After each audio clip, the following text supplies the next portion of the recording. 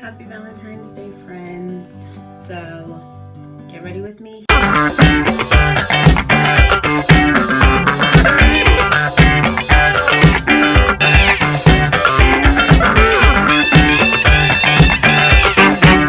going to talk about secondhand trauma.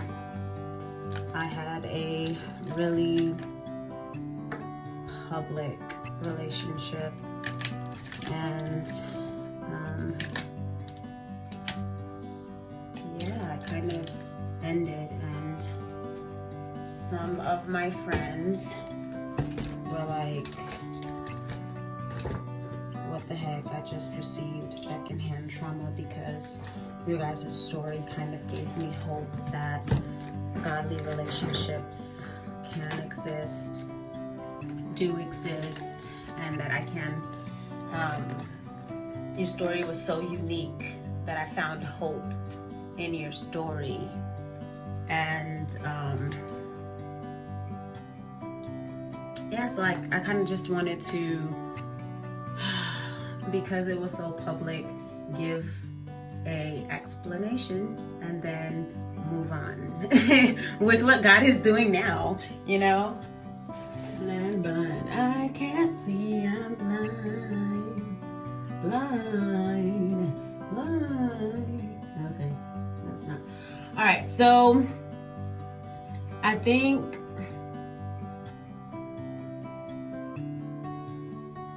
a couple of points that we have to kind of take away from the experience that is my life is, well, the first question that a lot of my friends and close people asked was,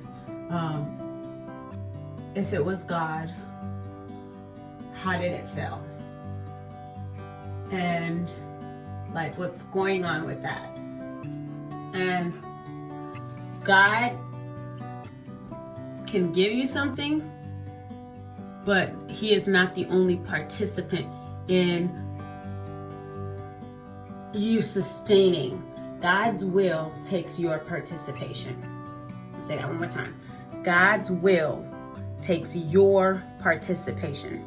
So, yes, if God does or will something or ordain something, you don't have to do your part to keep it and sustain it.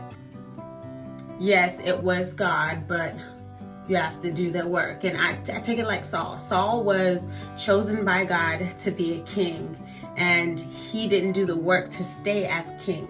And so that honor or that anointing that was over Saul was taken away because he refused to participate. He refused to be obedient.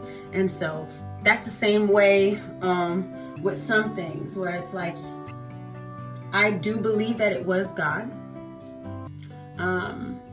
Yeah. So now it's just healing.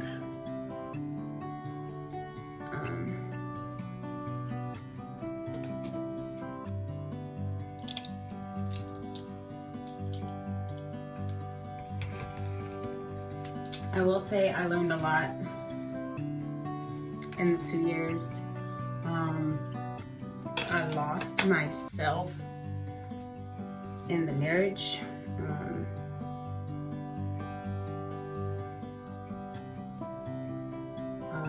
I went through a lot of health complications, and there was a lot of transitions, and it was a really big learning curve for me, but I'm very, very,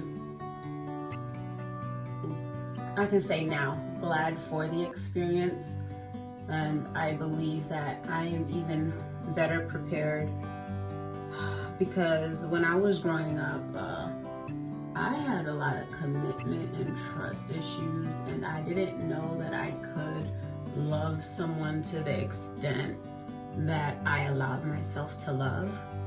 And I even, I'm gonna be honest, loved in very unhealthy ways. And so there are ways that I've grown from this whole experience. But yeah, like, get into it. Definitely coming out more mature and a more realistic expectation of what it takes not only to get married but to stay married. Because there's a whole word. There's a whole word. So many people want to go to the altar, but they don't know what it takes to stay married. And it takes work. Prayer. Because honestly, the enemy does not like the representation of what marriage is, because it's physical proof of Christ and his church. Like, it's forgiveness, it's a partnership, it's intimacy, it's moving past flaws, it's real deep. It's real deep.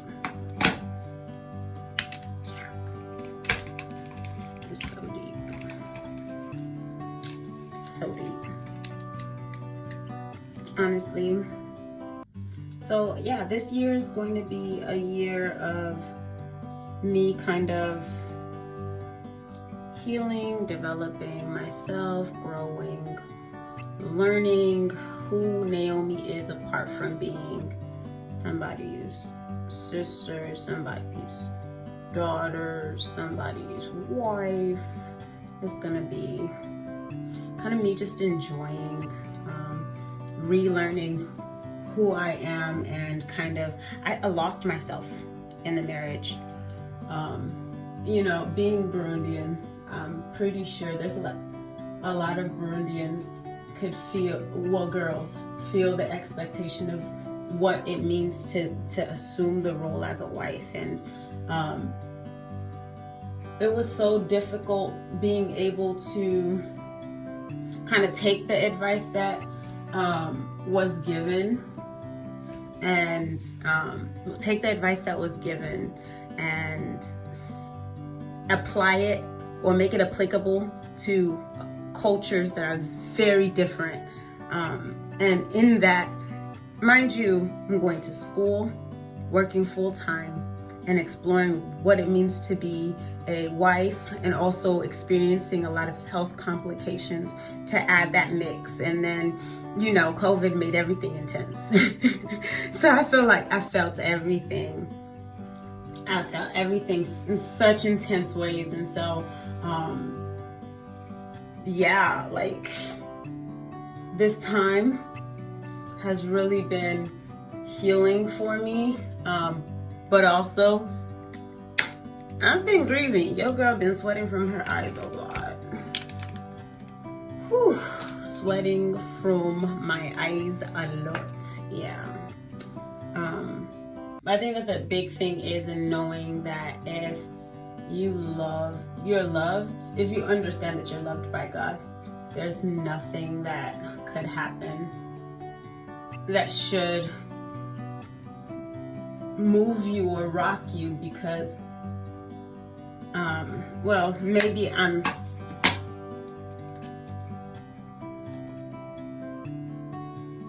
I get a unfair advantage of having the storyline of parents that experienced a genocide.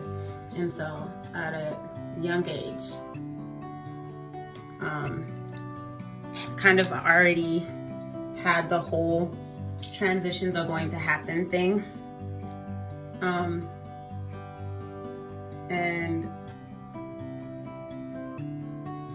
because I experienced a lot of trauma, I picked up coping skills that were able to get me through a lot of tough situations. And in this season, getting married taught me that some of the things that I picked up to cope kind of served me really well when I was going through those things, but it wasn't helpful for the season that God had brought me in. And so going to therapy, I've been able to kind of dissect what coping skills I picked up that were healthy and what coping skills that I picked up were not suitable or helping or serving me in the season that I'm in today. So I want to let you guys know that this experience has been very growing. It's been good.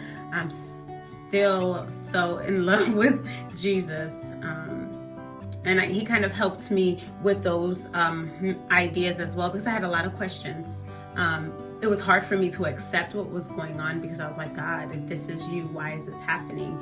And God then pointed the finger back to me and us. And he stated a lot of things that were very helpful for me to be able to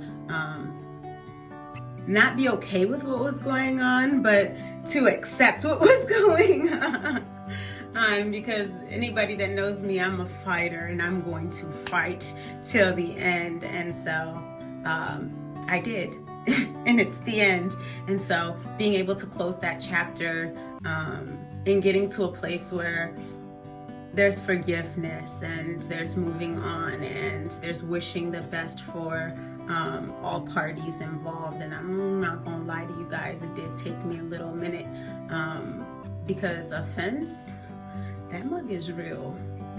Offense is real, but at the end of the day, you can overcome offense. And it's gonna take a lot of maturity, and it's also gonna take a lot of stepping outside of the situation and seeing the part that you played to get to the point where you're at.